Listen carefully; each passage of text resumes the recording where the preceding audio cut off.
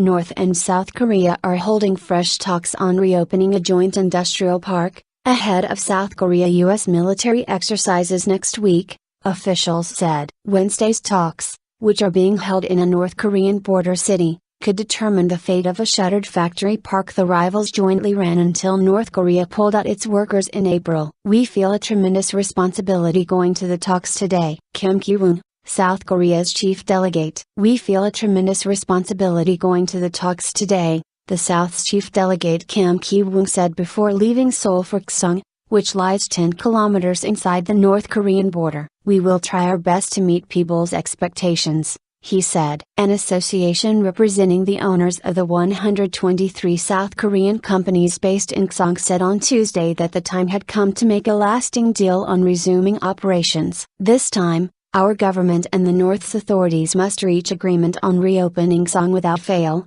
it said in a statement. Established in 2004 as a rare symbol of inter-Korean cooperation, Gseong was a key hard currency earner for the North, and the decision to shut it down took many observers by surprise. The project had managed to ride out previous North-South crises without serious disruption, but it eventually fell victim to an extended period of heightened tension following the North's third nuclear test in February. The North initially barred access to the park, and then withdrew its 53,000 workforce which had kept the South Korean firms running. The talks will be dominated by the same issue that deadlocked the previous 6 rounds: South Korea's demand that the North provide a binding guarantee not to close Gseong again in the future. North Korea insists ensuring the complex stays open is a joint responsibility that requires mutual assurances.